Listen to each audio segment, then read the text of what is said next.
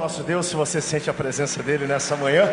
Você já deu um abraço em 3 pessoas perto de você, diga bom dia, bom vê-lo aqui nessa manhã. Pode sair do seu lugar, pode dar um abraço, isso, celebre a Deus. O maior presente que nós temos todo domingo de manhã é o presente da comunhão, da gente poder romper domingo após domingo esse lugar e ver todos vocês com saúde, todo mundo bem, todo mundo bonito, né? Isso, coisa boa, bom demais. Eu acho que eu vou ficar só aqui admirando vocês, que coisa maravilhosa, né? Manhã chuvosa, gostosa aqui em Belém. Deu ou não deu vontade de dormir mais tempo hoje? Diz a verdade, né? Eu levantei hoje 5 da manhã para preparar a aula de hoje. Sentei e aí começou a cair aquela chuvinha. Confesso para vocês que deu vontade, né? Pendurar a rede, fazer o café, ficar lá. Mas é bom demais, bom estarmos nesse lugar. Você pode levantar suas 2 mãos para os céus? Durante 1 minuto agradeça a Deus. Nós cantamos aqui uma canção tão linda. E às vezes, claro, é bonito a gente ter os instrumentos, o louvor, mas nada substitui a sua adoração. Diga hosana para Ele agora, diga hosana nas alturas. Diga a Ele que Ele é poderoso, diga a Ele que Ele é grande, diga a Ele que Ele é bom. Declare as grandezas do Senhor sobre a terra, sobre a sua vida, sobre a sua família. Pai, nós nos reunimos aqui nessa manhã para ter um encontro poderoso contigo, Senhor. Nós não queremos cumprir um protocolo, nosso coração tem sede pela Tua presença, Pai. Ah, Deus, como nós precisamos, nós entendemos, Pai, porque eu me conheço, Pai, melhor do que ninguém. Eu reconheço que eu preciso da Tua graça, da Tua misericórdia. Eu não quero entrar e sair aqui no Templo Central hoje, Senhor, e que seja apenas mais um culto, mais uma celebração. Eu quero sair desse lugar e dizer, verdadeiramente o Senhor falou ao meu coração. Por isso envia o Teu Espírito Santo, Pai. Quebra todas as barreiras, quebra todas as fronteiras, Senhor. Que possamos sair daqui desse lugar avivados, Pai, para vencer essa semana, para termos vitória em todas as áreas da vida, para recebermos instrução e sabedoria do alto. Pai, a Tua palavra diz, se alguém carece de sabedoria, peça a Deus que é abundante, que é rico para dar, e vos dará abundantemente. Pai, eu quero ministrar agora. Nós estamos lendo, aprendendo tanto com Salomão ao longo desse período, mas nada disso tem valor se nós apenas ouvirmos, Senhor. Nós queremos ser praticantes da Tua sabedoria. O temor do Senhor é o princípio da sabedoria. Que ao longo desses domingos pela manhã nós possamos sair daqui te amando mais, te temendo mais, Senhor, colocando em prática a Tua palavra na nossa vida. É a palavra que gera cura, é a palavra que gera resultados, é a palavra que gera libertação. E nós agora nos colocamos debaixo do senhorio e da autoridade da Tua palavra. Assim nós te pedimos no nome forte de Jesus. Amém, amém e amém. De pé como você está, abra comigo sua Bíblia, se você puder, no livro de Cantares. Nós vamos abrir hoje um novo livro nessa série tão linda que nós estamos estudando. E eu quero aqui incentivar você a adquirir o nosso material, tá bom? Se você ainda não fez, nós estamos entrando na penúltima lição hoje. Domingo que vem nós teremos a última lição, mas é um material tão completo. Nós estamos estudando Jó, Provérbios, Eclesiastes e Cânticos dos Cânticos. São 4 livros poéticos da Bíblia, livros bem distintos, mas que trazem um pouco da mesma prosa, do mesmo ritmo. E eu confesso para vocês que eu estou muito feliz com o que nós estamos vivendo, porque eu na minha vida pastoral, sou pastor já há 15 anos liderando a igreja, há mais de 20 anos exatamente ordenado, e eu nunca pude ministrar o livro de Cânticos dos Cânticos integralmente como nós vamos fazer. E não só nunca tive a oportunidade de ministrar, como eu nunca fui ministrado também por esses livros que nós estamos fazendo aqui. Então, eu confesso que para vocês que para mim está sendo algo inovador, transformador, eu poder dizer que na minha igreja, domingo pela manhã, capítulo por capítulo, nós estamos estudando a palavra de Deus. E os cantos da palavra que muitas vezes nós negligenciamos, essa é a grande verdade. Nós vamos lançar luz e conhecer um pouco disso. E também nós teremos a partir da outra semana o novo material que também já está todo disponível. O livro de João, Está aqui na minha mão a revista nova, você pode já se familiarizar com o material, está tudo disponível. E nós temos essa revista aqui, que é a revista de adultos, vou esperar cortar aí, tá bom? Então tudo preparado para que você possa estudar conosco. E eu vou mostrar para você aqui, olha só, uma coletânea de materiais, todos eles feitos da mesma porção bíblica. O diferencial do que nós estudamos aqui domingo pela manhã é que o que você, papai, estuda, todos os seus filhos de qualquer idade também estudam o mesmo material. Então você pode, no culto doméstico, em casa, se familiarizar. Está aqui, ó, a revista de João, né? Tem a múmia aqui que parece Lázaro, que vai sair, a gente vai aprender um pouco sobre isso. E aí nós temos, ó, Jardim da Infância, 4 a 6 anos de idade. Temos aqui o maternal até 3 anos de idade. E temos aqui a revista de juniores, de 7 a 11. Todo esse material já está disponível para que você possa estudar a Bíblia juntamente conosco. Bom, hoje nós vamos estudar a lição de número 12, você está vendo aqui, vamos estudar Cântico dos Cânticos, do capítulo 1 até o 4. Novamente, é um poema, é uma poesia romântica, então eu não vou conseguir hoje ler os 4 capítulos, versículo por versículo, mas eu vou conseguir extrair alguns tesouros e alguns princípios que desde 1000 anos antes de Cristo já eram preciosos, estamos falando há 3000 anos atrás, e que hoje também continuam tendo grande importância. Poemas e cânticos de amor nupcial. Tem um outro desse aqui, se tiver, me ajudem, por favor. Vamos estudar 3 cânticos que nós temos aí. Primeiro cântico, segundo cântico, terceiro cântico. Essa é a maneira que o livro ele está organizado, mas daqui a pouco a gente vai dar uma olhadinha mais ou menos no que acontece em cada capítulo desse. Vamos ler juntos, nosso texto áureo está em Cânticos, capítulo 2, versículo 4, bem forte. 1, 2, 3...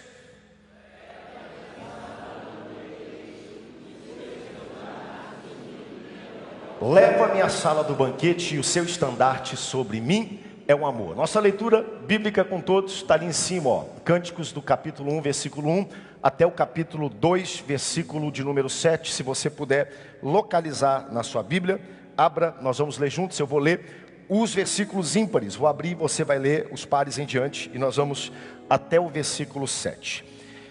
Cânticos 1, 1, Cântico dos Cânticos de Salomão.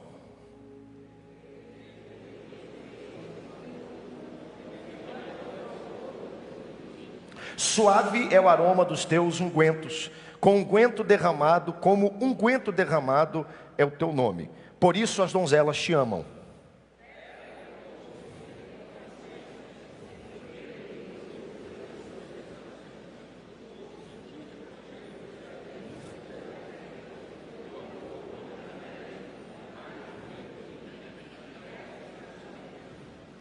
Eu estou morena e formosa, ó filhas de Jerusalém, como as tendas de Quedar, como as cortinas de Salomão.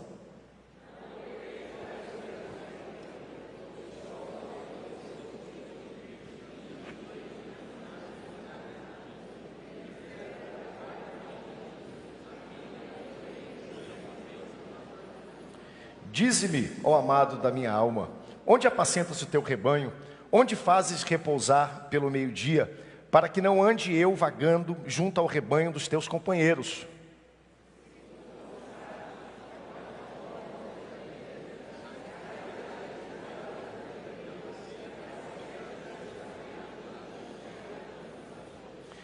As éguas dos carros de Faraó te comparo, ó querida minha.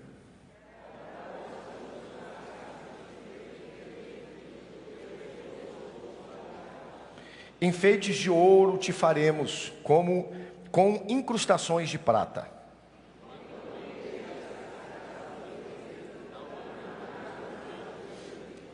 O meu amado é para mim um saquitel de mirra, posto entre os meus seios.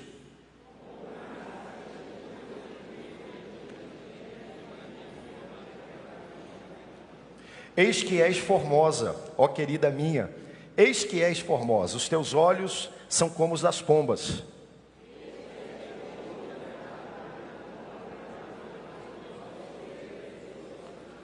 Capítulo 2 agora, versículo 1. Eu sou a rosa de Saron, o lírio dos vales.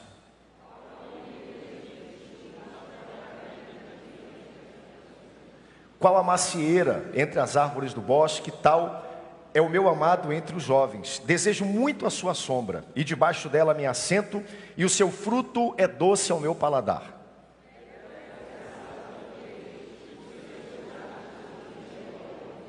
Sustentai-me com passas, confortai-me com maçãs, pois desfaleço de amor.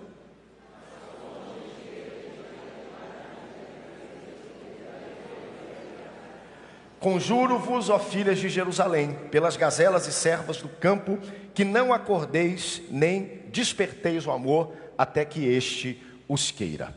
Tome seu assento, mantenha sua Bíblia aberta nessa manhã. Vamos lá, gente, que dizer desses textos, né? O que nós temos aqui para ministrar? É um livro extremamente cativante, como eu falei mais cedo. Sejam bem-vindos a um dos livros e porções mais negligenciadas de toda a Bíblia, menos ministradas. E eu poderia, nessa manhã, nós vamos ter 2 aulas para falar de Cântico dos Cânticos, então vou ser muito breve, você pode anotar. Nós vamos estudar capítulo 1, 2, 3 e 4, então eu vou pedir que você mantenha a sua Bíblia aberta. Uma das razões que o livro de Cânticos é um dos livros mais renegados e menos estudados, primeiro, porque é um livro, de certa maneira, misterioso. É ou não é verdade? A gente lê as palavras, é um livro coberto de muito enigma. A gente tem que ler, estudar, tentar pegar o significado, às vezes, que existe de algo que foi dito há 3.000 anos atrás, mas que se aplica hoje. E que muita gente, quando lê, diz assim: pastor, estou lendo, está diante dos meus olhos, mas eu não estou conseguindo entender muita coisa que está aqui na frente. É um livro, de certa maneira, cercada de algumas discórdias acerca do seu real significado. Eu espero, nessa manhã, tentar sanar algumas dessas dúvidas e discórdias que existem acerca desse texto. Mas a principal razão é porque é um texto que se apresenta de certa maneira, e assim os judeus creem, com um significado alegórico. Se você perguntar para algum judeu, até isso é ensinado, ele é lido durante a Páscoa, e muitos rabinos comparam esse livro à relação amorosa que Jeová tem com a nação de Israel. Então, quando você lê aqui esse significado, esse poema amoroso que é feito entre um homem e uma mulher, isso poderia, de forma alegórica, demonstrar o amor que Jeová tem por um povo escolhido, nesse caso específico, o povo de Israel.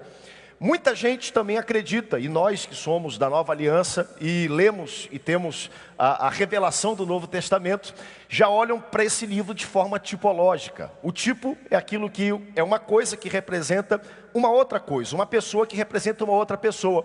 Por exemplo, o cordeiro do sacrifício representa Jesus, então o cordeiro é um tipo de Jesus. Então muita gente também olha para esse texto, para esse livro, e vê ele como uma tipologia do amor de Cristo, agora pela sua igreja. E claro que a gente consegue ler esse livro e a gente consegue sim tirar, interpretar de todas essas formas, mas eu acredito que o principal propósito desse livro não era servir como uma alegoria do amor de Jeová por Israel, nem uma tipologia apenas do amor de Deus, de Jesus, perdão, pela sua igreja, do noivo para a noiva, mas a ideia original aqui é de um homem que amava a sua esposa. É de um homem, nesse caso Salomão, que escreveu um lindo poema. Um poema amoroso, um poema romântico, uma expressão poética, aberta e explícita do amor de um homem por uma esposa e de um amor também de uma esposa por um homem, nesse caso, o seu esposo.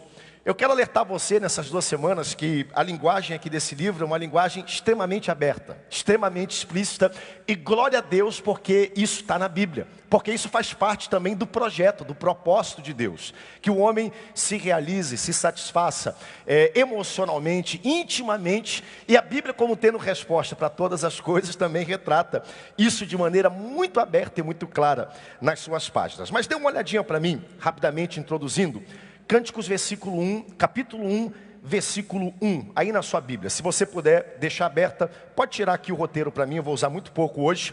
Cânticos 1, olha o que está escrito no texto. Cântico dos Cânticos de Salomão. Primeira coisa que eu queria abrir e introduzir esse tema nessa manhã é que esse livro ele tem várias denominações, né? Existem vários títulos usados para ele. Se você olhar na sua Bíblia, talvez a sua Bíblia diga Cânticos, né? Livro de Cânticos, e está correto, livro de Cânticos é uma das maneiras. Outras Bíblias, as Bíblias mais antigas, vão dizer Cânticos de Salomão. É um preciosismo, porque Salomão foi quem de fato escreveu esse livro, também está correto, cântico Cântico de Salomão, e nós temos Cântico dos Cânticos, que é como a nossa revista expressa isso, justamente pelo que está escrito aqui no versículo de número 1, Cântico dos Cânticos. Quando aparece um termo, esse termo assim comparado com outro, um do mesmo tipo, um superlativo que nós chamamos, é que esse cântico ele se difere, ele se exalta em relação aos outros. E isso novamente é uma maneira de escrita que é usada por toda a Bíblia. Por exemplo, Rei dos Reis. O que está dizendo? Superlativo. Existem reis, mas acima dos reis naturais e comuns da terra, existe um outro rei que reina, está distinto, está acima. A expressão Senhor dos Senhores. Isso quer dizer que existem na terra outros senhores que detêm poder, autoridade, mas acima dos senhores da terra nós temos um superlativo, alguém que está além de todos eles, e nós adoramos e exaltamos esse Senhor que está aqui nessa manhã.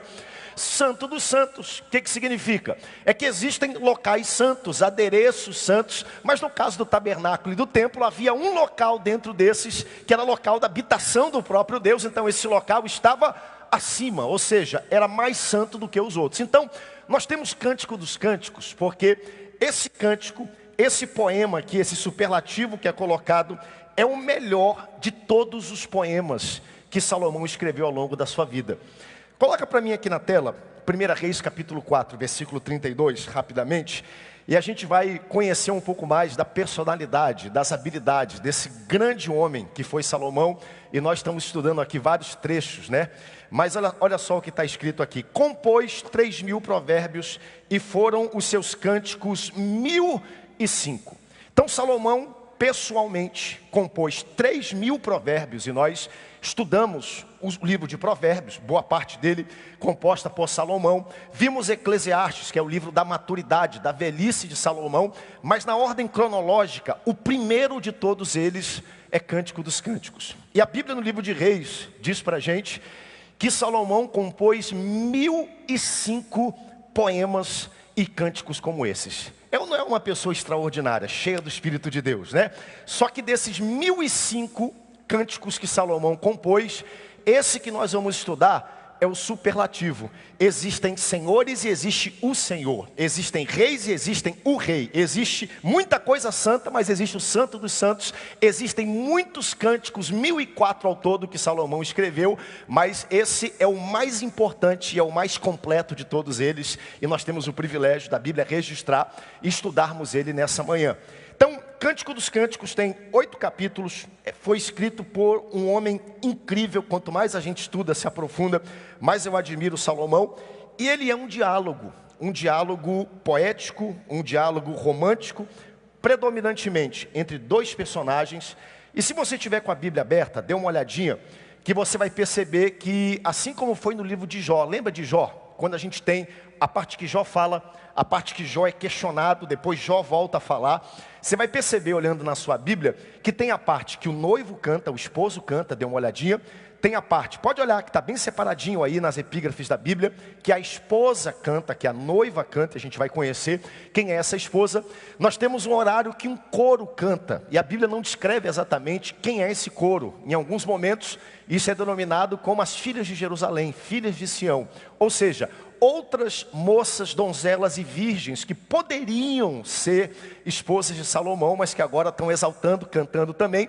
Então a gente vai perceber esse formato poético, onde o esposo exalta a sua esposa, exalta o amor, a obra que Deus criou, aonde a esposa, ao mesmo tempo, também exalta o seu esposo. Então vamos lá.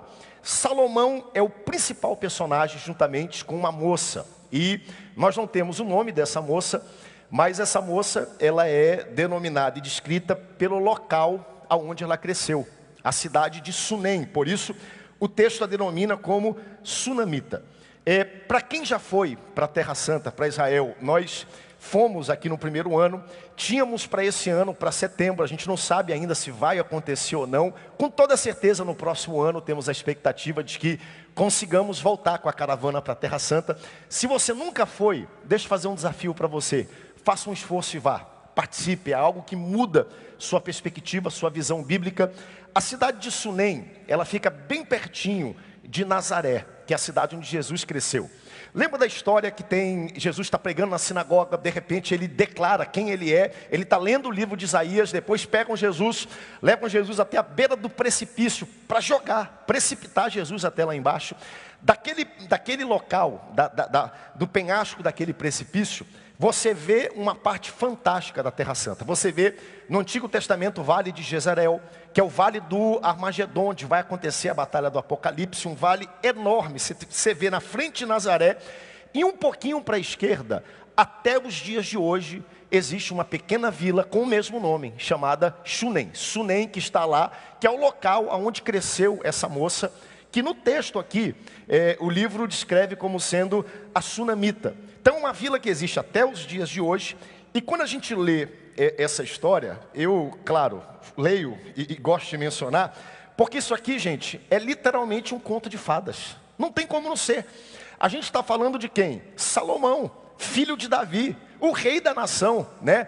Um dos solteiros mais cobiçados que haviam naquele tempo, solteiro e não tinha casado.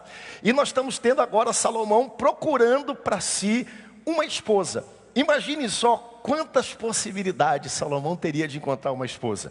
Quantas donzelas gostariam de se tornarem a esposa do rei Salomão, um homem conhecido pela sua sabedoria, pela sua temperança, pelo seu equilíbrio. Não era um homem perfeito, novamente, quando a gente estuda Provérbios e Eclesiastes, a gente descobre que Salomão é um homem conhecido pela sabedoria, pelo seu equilíbrio, pelo seu bom julgamento, mas Salomão era um homem longe de ser perfeito.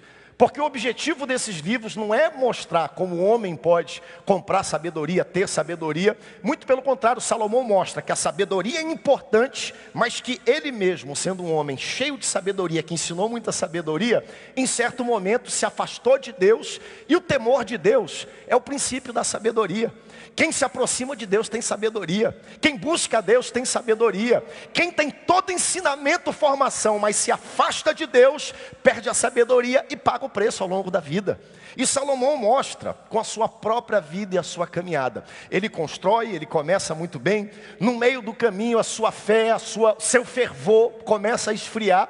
E aí no fim da vida, Salomão olha para trás e ele mesmo disse em Eclesiastes, como nós estudamos aqui nas últimas semanas, vaidade das vaidades, tudo é vaidade. Só que aqui a gente tem um momento alto de Salomão, onde ele está começando a sua jornada. Ele é jovem, um homem já dotado de muita sabedoria, de muito conhecimento, e ele começa essa jornada. Um conto de fadas, literalmente.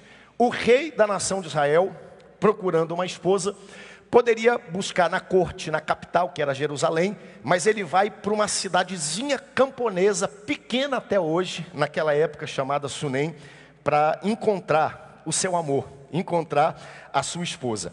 E esse livro, ele retrata muito bem o desígnio original de Deus para o casamento. Atenção para isso, e eu não quero aqui deixar nenhuma dúvida para você.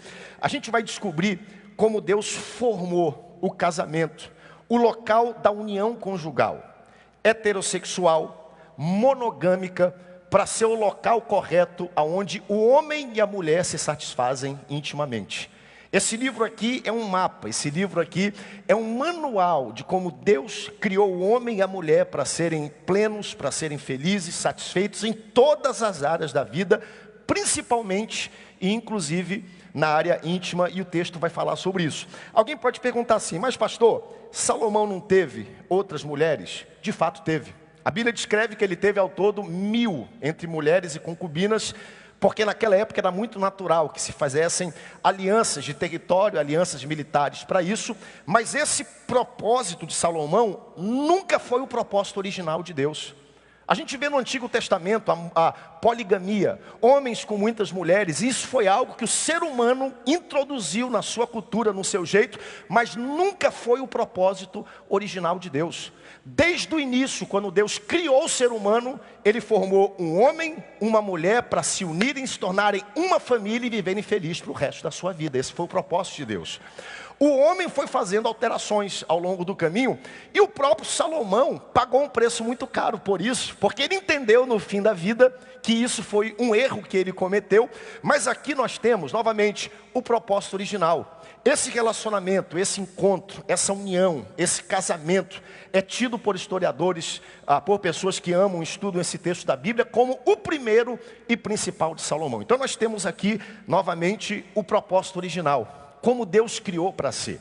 Qual é o propósito? Qual é o ambiente que tudo isso aconteça?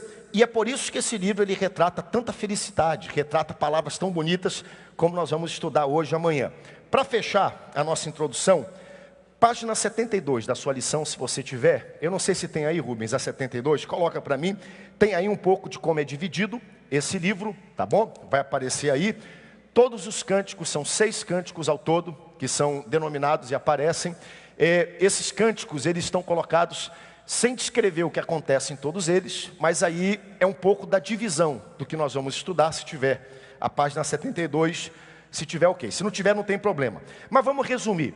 Do capítulo 1 até o capítulo 3, de forma bem grossa, bem direta, nós vamos ter a aproximação, o período de corte, onde Salomão ele se interessa e se aproxima, passa a conhecer aquela que se tornaria a sua esposa. Do capítulo 3 até o capítulo 5, nós temos propriamente dita a cerimônia do casamento. Então, eles se conhecem, se enamoram. Depois do capítulo 3 para frente, agora eles casam. Nós temos a lua de mel, que também é colocada aqui, o ato conjugal que consuma o casamento no capítulo 4. E aí nós temos no finalzinho o início desse relacionamento, onde Salomão e sua esposa começam a conviver, a traçar laços de intimidade, de dependência. E a gente vai aprender um pouquinho com eles. E a lição 12, que é a lição que nós estamos estudando hoje, ela vai falar da corte, da aproximação, onde Sunamita e Salomão se conhecem, agora decidem constituir uma família, e vai falar propriamente dito da cerimônia do casamento. Então hoje nós vamos olhar especificamente, tá bom, essa porção. Então mantenha aberta aí no livro de Cânticos capítulo 1, e nós vamos falar dessa primeira parte, que é a aproximação, o conhecimento, a corte. Vamos lá. Se tratando de aproximação, eu quando olho para Adão, o primeiro ser humano que Deus colocou sobre a face da terra, eu invejo Adão de certa maneira. Porque quem escolheu a adjuntora, a esposa de Adão, foi quem? Vamos lá, deixa eu ouvir vocês. Quem foi que escolheu? Foi Deus, né? A gente vê no ambiente bíblico, e às vezes questiona isso, porque nesse ambiente, nesse tempo bíblico, os casamentos eram arranjados. Os casamentos eles eram organizados pelo pai e pela mãe, e atenção, buscando o melhor interesse dos filhos. Então a gente quando escuta falar que o casamento foi organizado para alguém alheio a nós mesmos, a gente reprime isso, a gente nega esse tipo de ideia. Mas quando a gente pensa no caso de Adão, Adão foi algo excelente, porque quem escolheu foi o próprio Deus. Você conhece alguém mais interessado no seu bem-estar do que o próprio Deus? Alguém que tem algo melhor para você. É o que a gente sempre diz, eu quero que a vontade de Deus se manifeste na minha vida. Aí vem Deus e fala, Adão, está aqui a minha vontade para você. Fiz essa mulher, ela é carne da tua carne, ossos dos seus ossos. Aqui está Eva, a mulher, vai para o abraço, Adão, e agora recebe a tua esposa, né? Algo extraordinário. Ele não precisou questionar, será que Eva é a vontade de Deus para a minha vida? Não, estava lá, não tinha nenhuma outra opção. Era a pessoa que Deus fez, tirou dele da sua própria costela, feita pelas mãos de Deus para Adão. Eu quero declarar nessa manhã que existe alguém feito pelas mãos de Deus especificamente para você, que Deus formou para você. Ele formou, deu para Adão. No nosso caso, a gente não tem esse luxo, nós não temos essa bênção. Porque na cultura de hoje, na vida de hoje, existe um processo onde nós temos o quê? Que conhecer. Temos que nos aproximar, temos que distinguir, né? Procurar e saber quem é a pessoa, qual é a vontade de Deus, quais são os atributos que alguém precisa ter para que nós possamos constituir e formar uma família. E todos nós temos esse enorme e esse grande desafio para fazer, né? Adão não teve que escolher, mas nós hoje temos que escolher. E o nome desse processo, existem vários nomes. Aproximação, conhecimento, corte, né? Quem já ouviu falar o termo corte aqui, né? É onde você se aproxima, onde você conhece a pessoa, né? Pelo menos no sentido antigo, corte era antes do namoro. É ou não é verdade? Me corrijam se eu estiver errado. Era aquele momento onde você via alguém como possibilidade, com bons olhos, e aí não pegava na mão, né? Conversava. Eu e a Luana fizemos um tempo de corte no começo. Foram quantos meses, amor, de corte que a gente fez? 3 meses, né? Não podia nem pegar na mão dela. Eu queria pegar na mão dela, ela tirava a mão dela. Não podia, tinha que conhecer. Então vamos lá. Nós hoje temos que passar por esse processo, né? Que é um processo onde você precisa conhecer, distinguir. E o interessante, vamos lá, deixa eu ser bem aberto, bem rasgado com vocês. O maior desafio do relacionamento é que geralmente para namorar, para conhecer alguém, a gente esconde os nossos defeitos, quem nós realmente somos, colocamos uma máscara para conquistar outra pessoa, para casar com ela, e depois de casada ela descobre todos os nossos defeitos. É ou não é verdade? É assim que funciona. A gente tenta esconder e demonstrar tudo aquilo que a gente não é, e aí a pessoa tem que devagarzinho vir tirando as camadas para conhecer, saber quem você realmente é ao longo da jornada. Note que eu estou falando aqui de algumas características que são importantíssimas de serem conhecidas antes de se contrair um casamento e de se formar uma família. A gente vai olhar aqui no início desse livro a ênfase, o tempo, as palavras. Como Salomão aqui vai usar vários termos, claro, de forma poética, para mostrar a importância que se tem de se conhecer a pessoa, de se aproximar dessa pessoa, de saber quais são os seus valores, os seus princípios, o que ela crê, o que ela não crê, qual é a sua visão de mundo, o seu futuro, a vida que ela vive. Olha o que está escrito no versículo 3 do capítulo 1, aqui novamente, de forma poética e figurada. Suave é o aroma dos teus ungüentos, como unguento derramado é o teu nome, por isso as donzelas te amam. O que isso aqui está dizendo? O seu cheiro chega antes da sua presença. Você já conheceu alguém que o cheiro da pessoa chega antes da presença dela? Levante a mão se você já conheceu alguém, né? A pessoa tem um cheiro, um perfume. E aí ela chega no ambiente, antes de você ter contato físico com ela, você já sabe, tal pessoa chegou aqui. Mamãe não está aqui hoje, eu ia pegar no pé dela. Mas a mamãe tinha um perfume, quando nós chegamos aqui em Belém, em 1997. Mas pense num perfume. A gente estava aqui em cima, quando ela encostava na escada, o vento batia, o perfume chegava, eu falava, opa, mamãe chegou aqui. Antes dela chegar, ela já tinha chegado. O cheiro da pessoa, isso aqui é um termo figurado, ou seja, o que se sabe de você antes de você chegar. O que se sabe da sua moral, da sua índole, do seu testemunho, antes de você estar presente.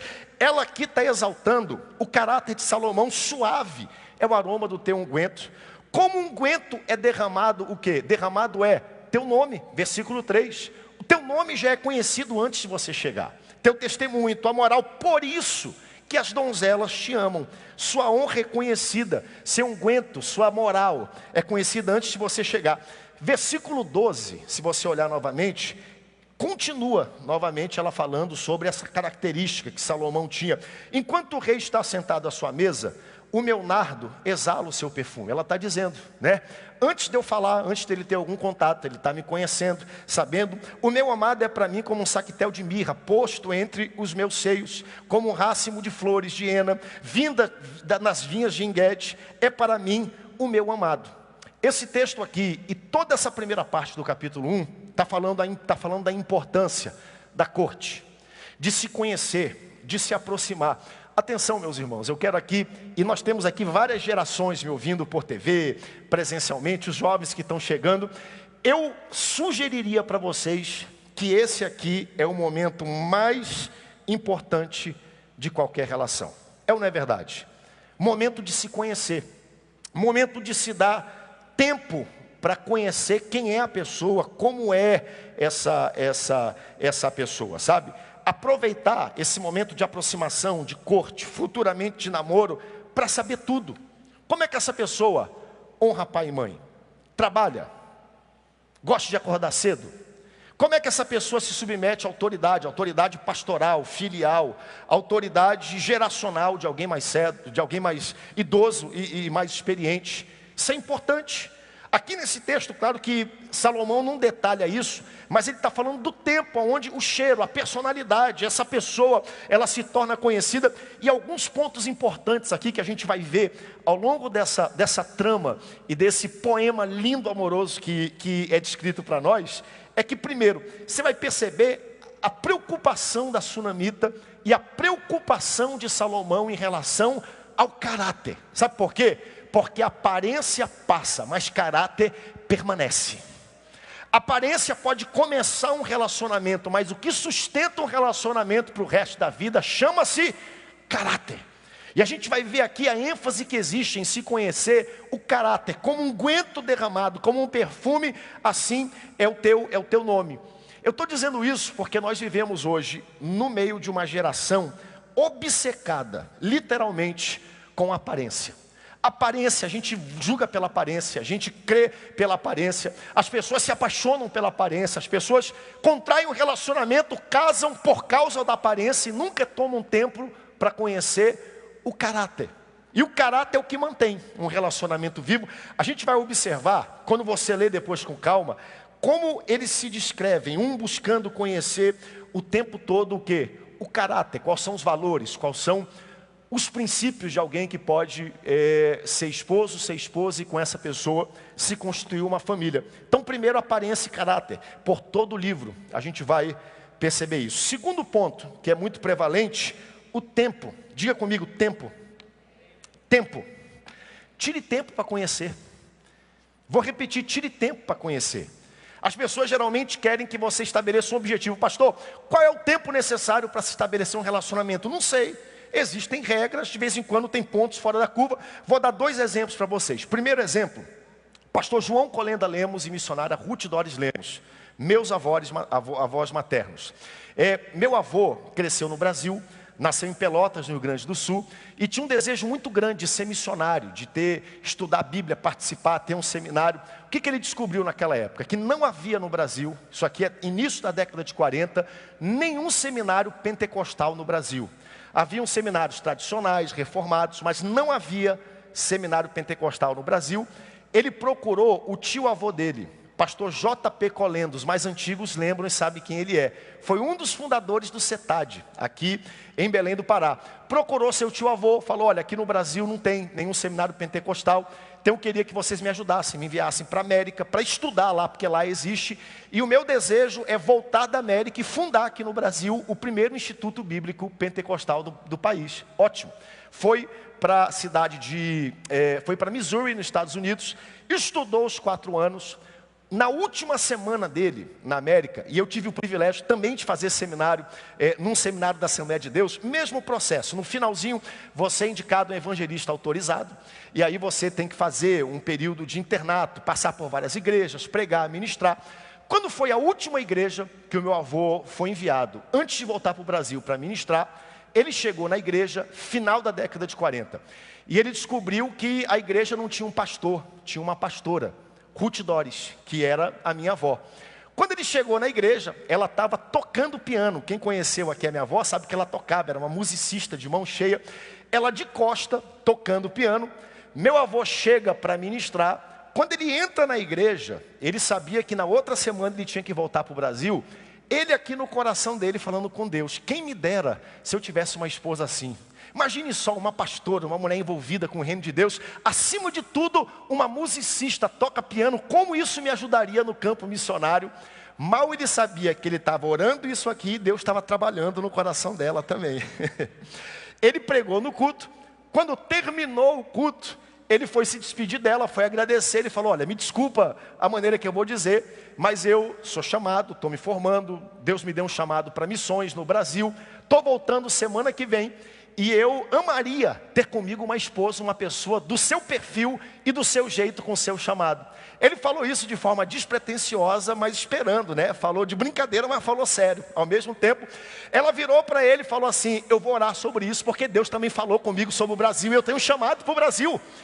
Alguns dias depois, minha avó ligou para ele, falou, olha, eu aceito sua proposta, caso com você, vou para o Brasil. Em 30 dias estavam casados, viveram a vida toda felizes, cumpriram seu propósito e morreram unidos uma só família. Glória a Deus. Pode aplaudir porque eu acho que isso merece. Agora vamos lá. Essa é a regra?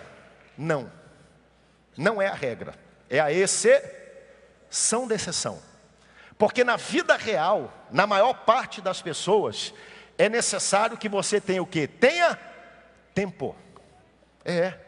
Eu e a Luana, 5 anos. 1 ano a gente namorou junto, aqui em Belém, e foram 3 anos e meio, né, amor? Eu morando no Rio de Janeiro, ela aqui em Belém, nós casamos e depois fomos 4 anos e meio, 5 anos. E eu posso dizer para você que eu conheço ainda um pouquinho da personalidade dela e ela de mim. Tenho muita coisa ainda para conhecer ao longo de toda a vida. Por quê? Porque para você conhecer uma pessoa leva o quê? Tempo. Então se você está casado, glória a Deus. Mas se você não está casado, diga para quem é solteiro perto de você, diga, fica tranquilo, algumas coisas levam tempo. Não espera tempo demais, mas dá tempo. Tempo, né? A gente vai viver aqui a preocupação, conhecer, saber quem é, se aproximar, né? A ênfase em conhecer. Escute, jovens que estão aqui, consultem pessoas mais velhas, escutem a opinião dos pais, de gente que já passou por lá, que já esteve, porque a gente fica olhando às vezes dizendo, não, mas é a única pessoa, é o amor da minha vida. Você vai dizer isso várias vezes ao longo da sua vida, e porque às vezes a gente precisa ter alguém que dê um bom conselho para a gente. Quem está entendendo, dê amém bem forte. Vocês estão muito calados hoje de manhã, então me ajudem aqui a pregar, né? É fácil iniciar um relacionamento, difícil é manter. Qualquer coisa na vida, fácil abrir, difícil você manter. Tem uma pesquisa, e eu tive contato agora essa madrugada estudando, Kansas State University fez a pesquisa mais abrangente acerca da correlação que existe do tempo de corte, de namoro, para o sucesso de um casamento, e eles descobriram que é fora da curva. O casal que se conhece melhor antes do casamento, e não estou dizendo intimamente, mas conhece a personalidade, os valores, os princípios dessa pessoa, antes de formar a família, a probabilidade dessa família dar certo e ficar junto até o resto da vida é muito maior se antes disso existia um tempo de corte, de aproximação, de se conhecer. Então a gente vai ver no primeiro capítulo, praticamente, né, é aquela dança em volta da moita. Um conhece o outro se aproxima, e as palavras vão chegando, né? E esse casal aqui vai se conhecendo para então constituir uma família. Naquela época, havia uma cultura, isso está por toda a Bíblia. Lembra da história de Assuero? Quando Vasti deixa de ser rainha e agora precisa se levantar uma outra rainha. E aí Esté tem que participar de um concurso de beleza para poder casar com o rei. A gente não sabe, isso provavelmente não aconteceu com Salomão, pelo que nós vemos aqui, mas era uma probabilidade, porque era o rei, era a pessoa mais importante da nação. Mas a tradição judaica nos deixa conhecer algo interessante acerca de Salomão. O livro não diz, mas isso é algo que é contado e é tido pelos judeus como sendo algo que aconteceu. É que não apenas a gente vê aqui a sunamita querendo conhecer quem era Salomão, mas também você vê Salomão querendo conhecer quem era a sunamita. E ele dá-se a entender aqui num texto que nós lemos, olha, me diz aonde estão as suas ovelhas. A tradição judaica ensina que Salomão se vestiu de pastor de ovelhas, atenção, o rei da nação se vestiu de plebeu, de pastor, e foi saindo pelas vilas e chegou até Sunem. Por quê? Porque Salomão era rei. Sempre que se aparecia antes de Salomão, estava todo mundo vestido, sorridente, feliz, educado. É assim que se comparece perante o rei, né? Todo o protocolo, você bota as máscaras, as camadas. O rei não conseguia acessar o coração das pessoas e Salomão entendia. Eu vou conhecer muita gente, mas eu não vou sentir o cheiro. Eu não vou saber quais são os perfis, o traço daquela personalidade. Então, para resolver esse problema, eu vou me despir de rei, vou me vestir de pastor. E a tradição diz que um dia, cuidando de um rebanho, Salomão chega na cidade de Sunem, na pequena vila camponesa de Sunem, e ele encontra essa moça que aqui está, e ele decide casar com ela. Ele decide conhecê-la. Ele decide escolher essa moça para ser a sua esposa. Sabe por quê? Porque Deus não vai escolher esposo ou esposa para você. Quem vai escolher é você. É duro ouvir isso, né? Ah, porque Deus vai escolher alguém. Não, Deus tem um propósito, um plano, mas quem vai escolher é quem é? Você. Então Salomão tomou o tempo. Quero conhecer, quero saber quem é, quero saber a história. E o capítulo 1 todo a gente vai ver um pouco desse processo. Olha o versículo 4. Leva-me após ti, apressemo-nos. O rei me introduziu às suas recâmaras. Ela está dizendo, me leva, né? Me cativa. Ela quer conhecer Salomão, mas ela quer que ele inicie o contato. Ela não é boba não. E nem Salomão. Ela está esperando, olha, me leva, versículo 4, após ti. Versículo 5, eu estou morena e formosa, ó filhas de Jerusalém, como as tendas de Quedar, como as cortinas de Salomão. As tendas de Quedar eram tendas que existem até hoje. Quando você viaja de Jerusalém para o Mar Morto, para conhecer ali o deserto do Neguev, pastor Dalvo teve na última caravana, lembra que tem os beduínos no caminho? E eles têm umas tendas bonitas, que são feitas de pele de cabra preta, escura. Então são as tendas de Quedar. Ela está dizendo assim, ó, a minha pele é uma pele bronzeada. Novamente, tudo isso aqui, gente, está no texto, não é por acaso. Atenção, estou morena e formosa, ó filha de Jerusalém, como as tendas de Quedar. Versículo 5, como as cortinas de Salomão. Ela está dizendo, olha, a minha pele, ela é bronzeada pelo sol. Ela está quase se desculpando quando diz isso para Salomão, não pela questão da pele escura, mas naquela época você ter a pele queimada, bronzeada pelo sol, era algo que não era bem visto, porque quem tinha uma pele queimada era alguém que tinha um emprego menor, uma ocupação menor, tinha que trabalhar fora, no campo, não havia protetor solar, os cuidados que nós temos hoje. Então hoje é completamente contrário, a pessoa que tem a pele bronzeada, né? O bronze, a gente tenta fazer isso, né? Quem vai na praia, pega um pouquinho de sol, naquela época não. Naquela época a pele bronzeada era um sinal que não era bem visto. E ela começa a dizer aqui no texto, no versículo 6, se você olhar o versículo 6, olha só. Não olheis para eu estar morena, porque o sol me queimou. Os filhos da minha mãe se indignaram contra mim, me puseram para guardar as vinhas. Ela está contando a história dela. Ela está deixando que a gente conheça um pouco de quem ela é. Me colocaram para guardar a vinha. Porém, a vinha que me pertence, eu não guardei. Ela não está falando da pureza dela, ela está falando, eu trabalhei, trabalho fora, trabalho no sol, trabalho duro, mas eu não tive tempo de poder cuidar da minha própria aparência. Por quê? Porque o sol beijou a minha pele. Novamente, a gente conhece aqui vários aspectos da vida dessa moça. Primeiro deles, ela trabalha. Quem pode dizer amém bem forte por isso? Trabalha, tem uma ocupação, não deixou de ser mulher, não deixou de ser bonita, não deixou de ser feminina, de ter honra, e ela diz, se precisar pegar no batente, eu pego no batente, eu cumpro a missão, é o que ela está dizendo aqui. Naquela época, a mulher cumpria funções internas, cuidava do alimento, cuidava das crianças, preparava o tecido, o homem ia para fora, cuidava da vinha, cuidava dos animais, protegia. Não era comum uma mulher ter que cumprir trabalho externo. E ela diz aqui, só que aí, ó, os filhos da minha mãe se indignaram contra mim.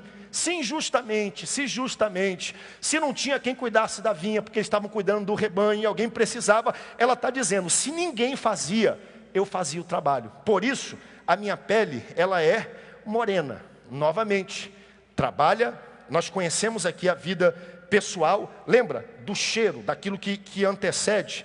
Ela trabalhava cuidando dos negócios da família, ao ponto que ela não tinha todo o tempo que gostaria de poder cuidar dos seus assuntos, dentre eles a sua própria aparência. Por isso que no versículo ela está dizendo, a minha vinha porém, final do versículo 6, a vinha que me pertence, eu não pude guardar. Então primeiro, trabalha. Segundo, uma mulher com um sentido extremamente equilibrado de valor e de aparência pessoal. Volto nisso novamente, porque eu acho importante. A gente vive numa sociedade obcecada por aparência. Quer ver um exemplo? Você já viu quantos espelhos existem ao seu redor? Você já viu quantos espelhos você tem na sua casa? Você acorda no quarto, o que tem no quarto? Espelho. O que tem no banheiro? Espelho. O que tem no corredor? Espelho, como se a sua imagem fosse mudar do tempo que você saiu do quarto e chegou até o outro ambiente da casa, né? Aí você vai na sala, tem o quê? Tem um espelho. Na cozinha, tem algum tipo de espelho. Quem aqui tem algum espelho na cozinha? Vamos lá. Todo mundo tem, né? Lá em casa tem um vasinho quadrado. E de vez em quando a gente está na cozinha, a gente está lá olhando. Por quê? Porque é uma preocupação que a gente tem o tempo todo. Deixa eu dar um exemplo para vocês. Aqui do lado tem uma sala de apoio pastoral. Vocês já viram o espelhozão que tem aí? Não é um espelho, eu estou vendo tudo do outro lado, olha só. O pessoal chega aqui, aí chega na frente do espelho, né? Aí se arruma, né? Aí tem gente que vai no dente assim, ó. aí mexe assim, aí vai, e nem sabe que eu estou olhando do outro lado. Às vezes a gente está conversando, atendendo alguém, aí alguém chega lá na frente, né? Aí faz aquela coisa toda, e a gente está vendo. Eu estou brincando, mas a preocupação que a gente tem acerca de aparência.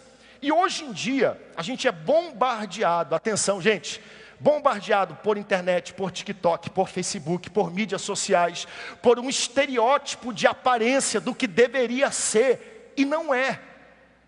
Do que se pega uma foto e se retoca toda, do que é o padrão da beleza feminina, é isso aqui, e a gente é bombardeado o tempo todo, e não tem problema você ser bombardeado, o problema é quando você começa a se comparar, é quando você acaba a diminuir o seu valor pessoal por um estereótipo que é feito por alguém que você não conhece e que de fato nunca existe, porque tudo isso é alterado, tudo isso é mexido.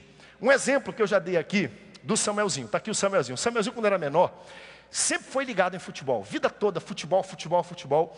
Aí um dia a gente estava no Rio de Janeiro, sentado no aeroporto do Galeão, numa cafeteria. Aí quem vem andando? Romário, jogador Romário, né? Um dos maiores jogadores de todos os tempos, a turma mais antiga sabe. O Romário vem andando, eu vi o Romário, e aí eu comecei a falar, olha o Romário vindo. Ele já sabia quem era o Romário, né? E ele ficou igual o Kiko do Chaves, o Romário, cadê o Romário? Cadê o Romário? E rodava, e o Romário? Aí eu falei, meu filho, tá vindo aqui o Romário. Cadê o Romário, pai? Romário. Aí o Romário passando na frente dele, eu falei, meu filho, o Romário tá aqui. Ele olhou para o Romário e falou, mas é só isso, pai, o Romário? Porque na cabeça dele, né, o Romário, né? E não sei se você já viu o Romário hoje está bem magrinho, pequenininho. Por quê? Porque há uma pressão de aparência, né? Ele olhou para o Romário, mas é só isso aqui, pai. Romário. E a gente vive num mundo hoje, onde a pressão por você ser, por você parecer o tempo todo é uma pressão pesada.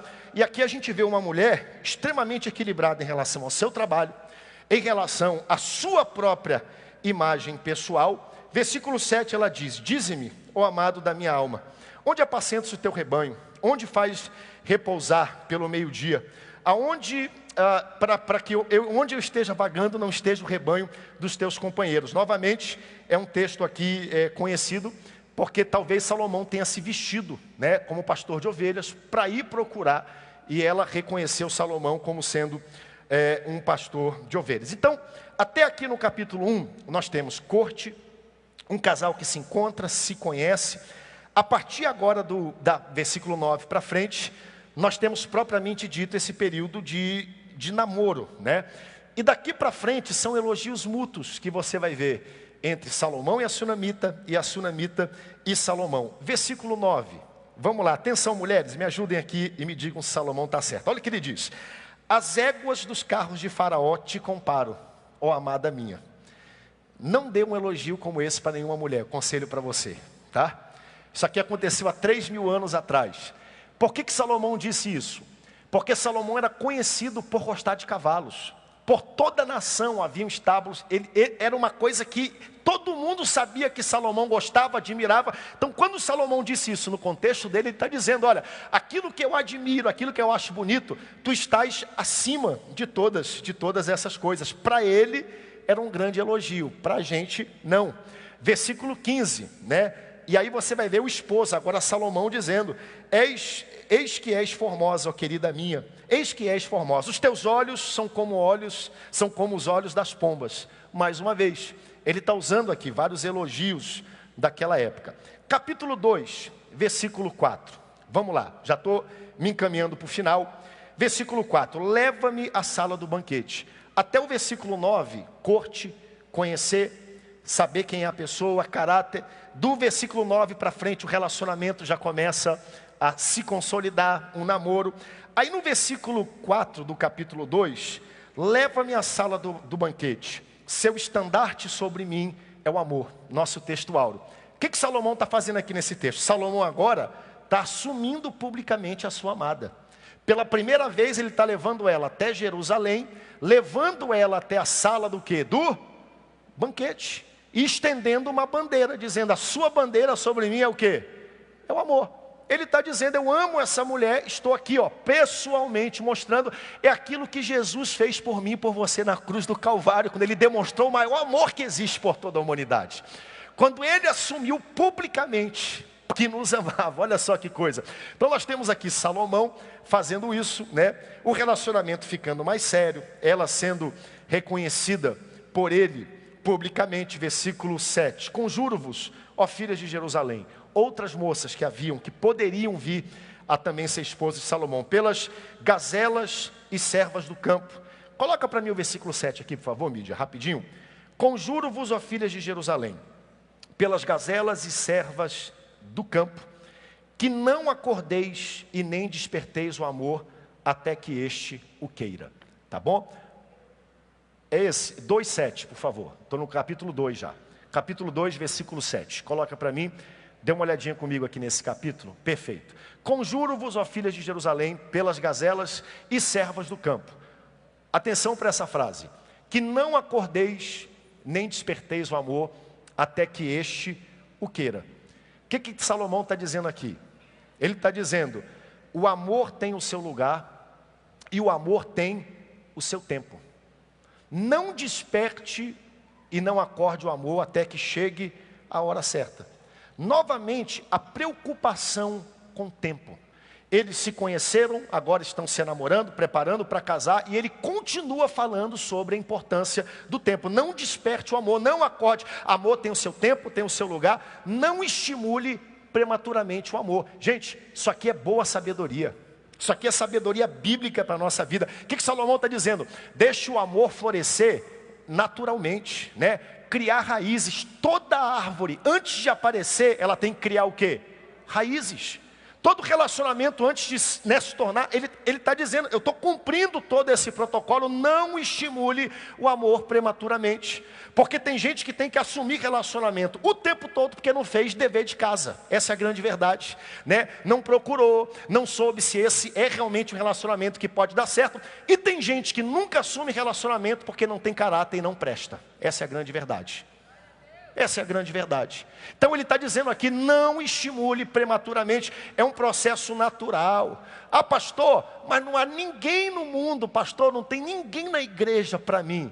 Talvez a pessoa exista, tenha aparecido, mas naquele momento você estava envolvido com outra pessoa e você perdeu a chance. É assim que funciona. Por quê? Porque para cada um de vocês, Deus criou uma pessoa especial. A gente tem que descobrir. Salomão fez o seu dever de casa, né?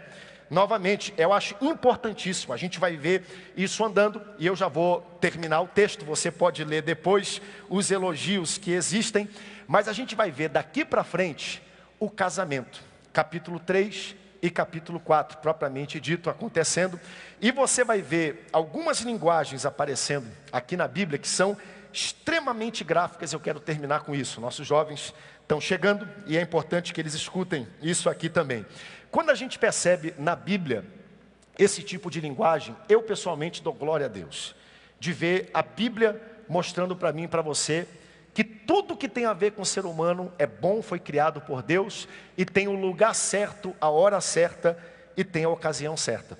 Quando Deus criou você, Deus te deu hormônios, Deus te deu feromônios, Deus te deu a capacidade de se conectar com pessoas. Atenção, jovens que aqui estão, isso aqui não é só para jovens também, é para todas as idades.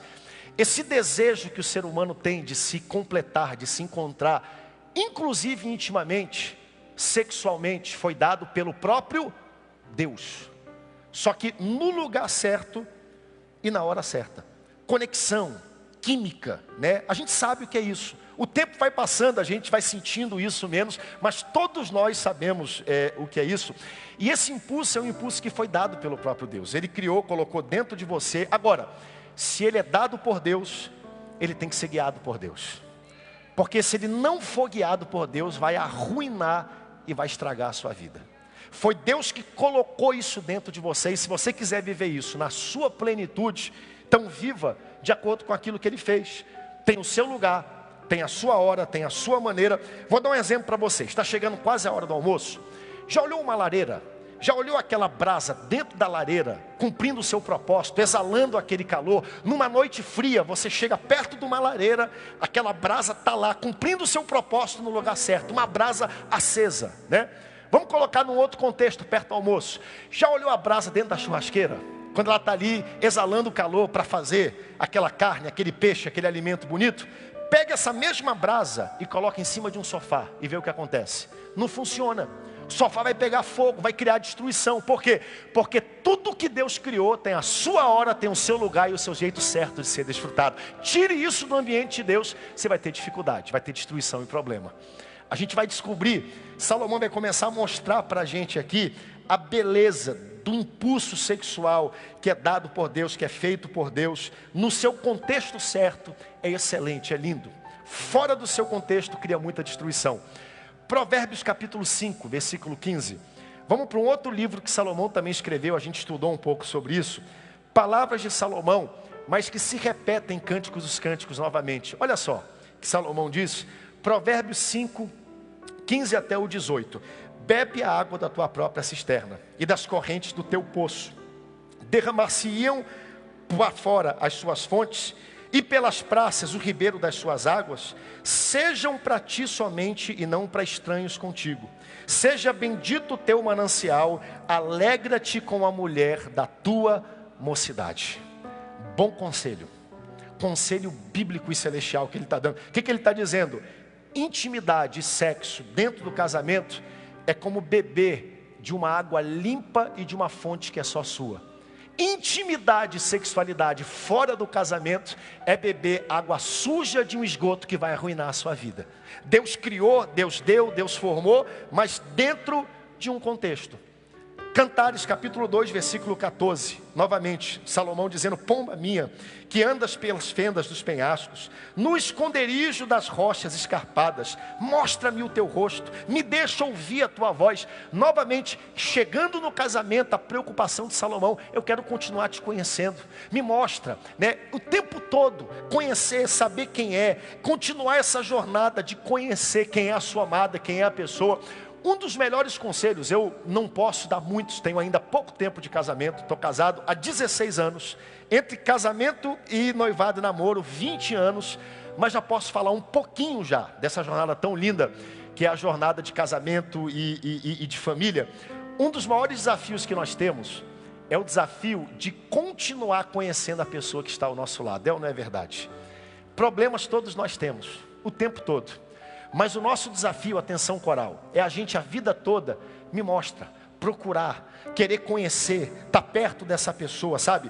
Maridos, se tornem experts nas esposas de vocês. Esposas, se tornem experts no marido de vocês. O que faz ele feliz? O que ele gosta de ouvir? Qual é a linguagem de amor que toca o coração dele? O que você faz que às vezes deixa ele chateado e vice-versa? A vida toda isso é um exercício onde a gente tem que procurar e conhecer a pessoa que está perto da gente. Luana foi cuidar do Joãozinho, estava aqui ainda agora, mas eu tenho que me tornar um luanologista, essa é a palavra. E ela um filipologista, para saber a vida toda o que eu gosto. Como é que a gente pode se aproximar? Como é que a gente pode ter mais cumplicidade? Sabe? O tempo todo, a aproximação, no namoro, no casamento. E o tempo tem que melhorar isso. A intimidade vai melhorando, a amizade vai melhorando. A cumplicidade ao longo da jornada vai melhorando. Conversando sobre tudo. Versículo 15 do capítulo 2. A esposa dizendo aqui, ó. Apanhai-me as raposas, as raposinhas, que devastam os vinhedos, porque as nossas vinhas estão em flor. Ela está dizendo, ó, o que é raposa? É o animal que entra e que destrói tudo. O tempo todo ela está dizendo, ó, não deixe que os pequenos problemas destruam nossa plantação. Que raposas são essas? Raposas da falta de perdão, da falta de comunicação, da falta de amor, da falta de querer conhecer, crescer, conversar. Tire as raposinhas, identifique tudo que destrói o relacionamento. Então a gente percebe a corte, namoro, casamento. E no capítulo 3, versículo 6, a gente tem aqui Salomão agora mandando buscar a sua noiva em Sunem, para que ela venha até a capital Jerusalém para casar. Olha o que diz, Cânticos capítulo 3, versículo 6 ao 11, tudo em linguagem poética, que coisa linda, né? Que é isso que sobe do deserto, como colunas de fumaça, perfumado de mirra e de incenso, e de toda sorte de pós aromáticos do mercador.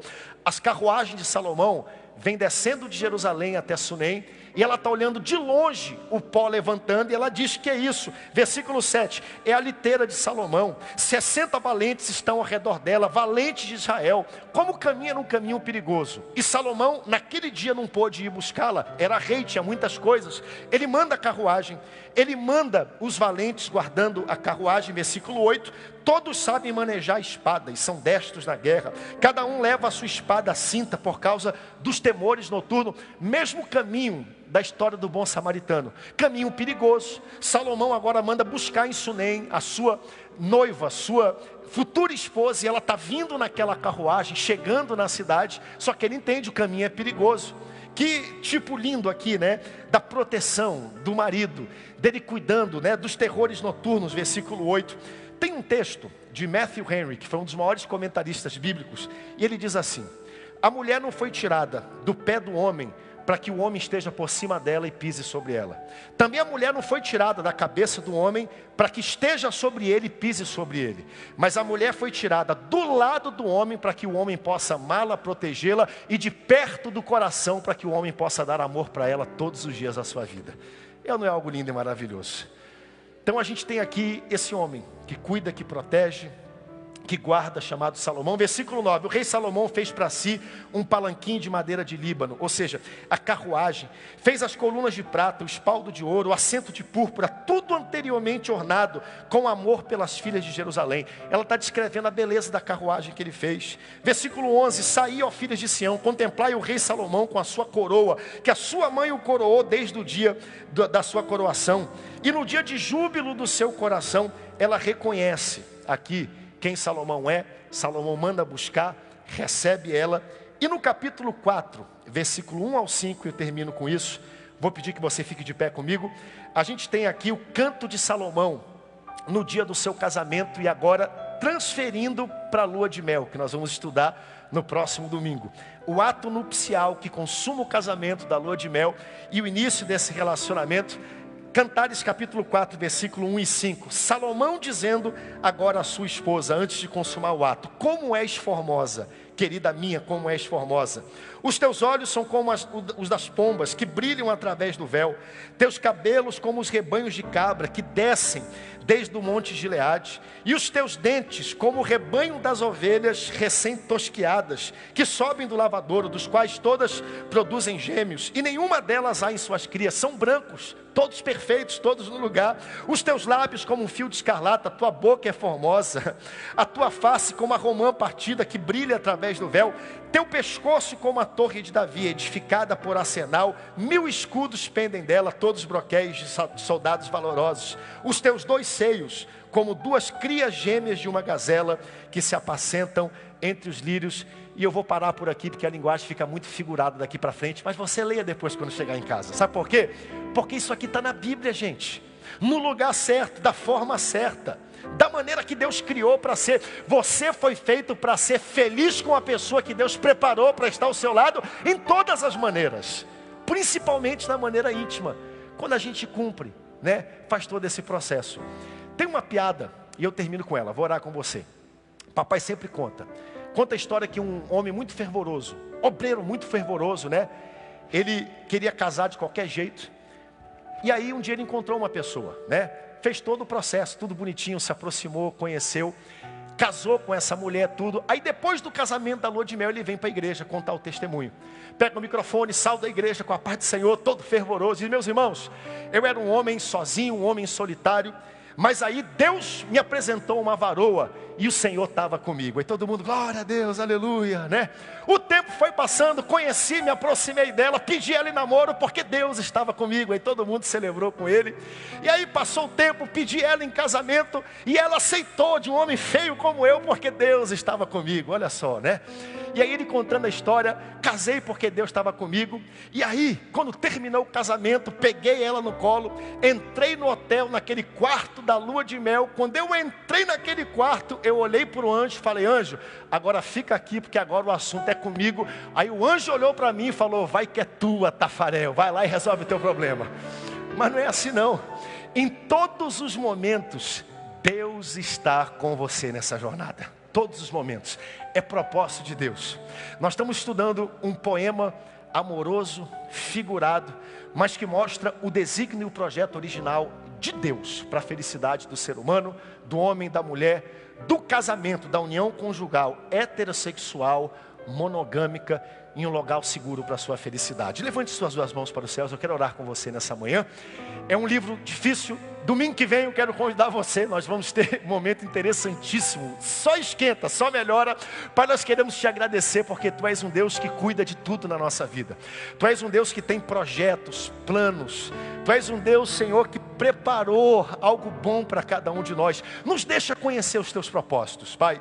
Nos ensina a ser como Salomão, a compartilhar, Senhor, dessa sabedoria, a buscar, Senhor, a nos aproximar essa corte. Oramos pelas famílias que nós já temos aqui formadas, Senhor, por pessoas que porventura tiveram dificuldades, acidentes ao longo da jornada, mas que possam Te encontrar, Senhor, possam fazer de novo, fazer da forma certa, serem felizes. Te pedimos por cada lar aqui. Nós não somos perfeitos, Pai. Salomão também não foi perfeito, mas em toda a sua vida ele contou com a Sua graça, com a Sua misericórdia. Nós também contamos e pedimos a Tua direção sobre cada um de nós. Que as famílias desse lugar, que não são perfeitas, Pai, nós reconhecemos isso, sejam famílias que a despeito disso, sejam felizes, abençoadas, prósperas, conheçam Teu projeto e o Teu plano. Essa é a nossa oração e a súplica que nós fazemos no nome forte de Jesus. Amém, amém, amém. Dê um forte aplauso ao nosso Deus. Tome seu assento. Vamos louvar o Senhor.